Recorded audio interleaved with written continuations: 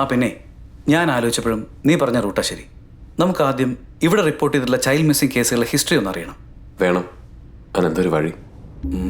വഴിയൊക്കെ ഉണ്ട്. CPRC ആയിട്ടൊന്ന് കോൺടാക്ട് ചെയ്യാം. Child protection research centre. അവരെടുത്ത് ഇതിൻ്റെ ഫുൾ ഡാറ്റാബേസ് കാണും.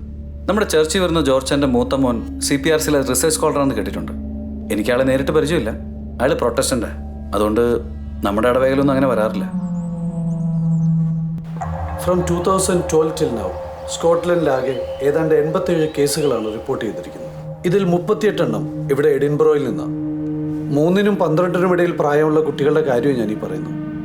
അതിൽ തന്നെ 70% പെൺകുട്ടികളാണ്. എന്തായിരുന്നു ഈ കേസുകളുടെയൊക്കെ കൺക്ലൂഷൻ? കൺക്ലൂഷൻ എന്ന് പറയുമ്പോൾ നിങ്ങളത് കേട്ട് വറീഡ് ആവരുത്. There is no conclusion for around 46 cases. Those children are still known as the missing kids. ഇത്തരം കേസുകളുടെ മോട്ടീവ്സ് പറയുകയാണെങ്കിൽ നിരവധിയാണ്. Organ trafficking, paedophilia, in house abuses, അങ്ങനെ തുടങ്ങി ഡെവിൾ സാത്താനിക് വർഷിപ്പേഴ്സ് വരെ അവരുടെ കർമ്മങ്ങൾക്കായി ഇവിടെ കുട്ടികളെ തട്ടിയെടുക്കാറുണ്ട്. പക്ഷേ ഓരോ മോട്ടീവ്സിനും ഓരോ സ്വഭാവമായിരിക്കും. ഫോർ എക്സാമ്പിൾ, ഓർഗൻ ട്രാഫിക്കിങ്ങിന് വേണ്ടിയാണ് കുട്ടി കിഡ്നാപ്പ് ചെയ്യപ്പെട്ടതെങ്കിൽ വിത്തിൻ 5 to 10 days കുട്ടിയുടെ ബോഡി ഏതെങ്കിലും റിമോട്ട് പ്ലേസിൽ ഉപേക്ഷിക്കപ്പെട്ടിരിക്കും. ഇനി പിഡോഫിലിയ കേസസ് ആണെങ്കിൽ ദാറ്റ് മീൻസ് സെക്ഷൽ എക്സ്പ്ലോയിറ്റേഷന് വേണ്ടിയാണ് കുട്ടിയെ തട്ടിയെടുത്തതെങ്കിൽ അത്തരം ഗ്രൂപ്പുകൾ ജീവനോടെയോ അല്ലാതെയോ കുട്ടിയെ ഉപേക്ഷിക്കാനുള്ള ചാൻസസ് വളരെ കുറവാണ്. ഏതാണ്ട് അതുപോലെ തന്നെയാണ് ഈ ബ്ലാക്ക് മാസുകാരുടെ, അതായത് സാത്താൻ ഡെവിൾ വർഷിപ്പേഴ്സിൻ്റെ കാര്യം. പക്ഷേ കഴിഞ്ഞ 11 വർഷത്തിനിടെ ഇത്തരം 3 കേസുകൾ മാത്രമേ റിപ്പോർട്ട് ചെയ്തിട്ടുള്ളൂ. 3ഉം 10 വയസ്സിൽ താഴെയുള്ള പെൺകുട്ടികൾ, അതും ജൂത പെൺകുട്ടികൾ.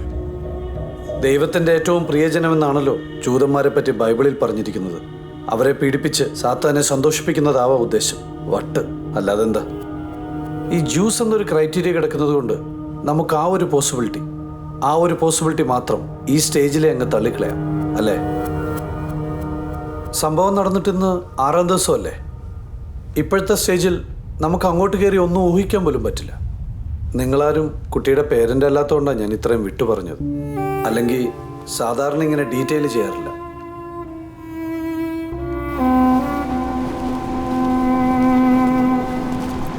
ജെയ്സൺ ഈ പറഞ്ഞത് വെറും പോസിബിലിറ്റീസ് മാത്രമാണ്. നമ്മളതിനെ അങ്ങനെ കണ്ടാൽ മതി. കൃത്യമായ പോസിബിലിറ്റീസ് അല്ലേ സെറിയാക്ക് നമ്മളെയൊക്കെ ഈ ഘട്ടത്തിൽ നയിക്കുന്നത്? എനിക്കിപ്പോൾ ഒരു കാര്യം ഉറപ്പായി. എത്രയൊക്കെ എഫിഷ്യൻ്റാണ് ഇവിടുത്തെ പോലീസ് ഫോഴ്സ് എന്ന് പറഞ്ഞാലും ഈ ക്രൈമിന് പിന്നിലുള്ളവരെ അവരൊരിക്കലും കണ്ടെത്താൻ പോകുന്നില്ല. Because they are searching everywhere except the right place.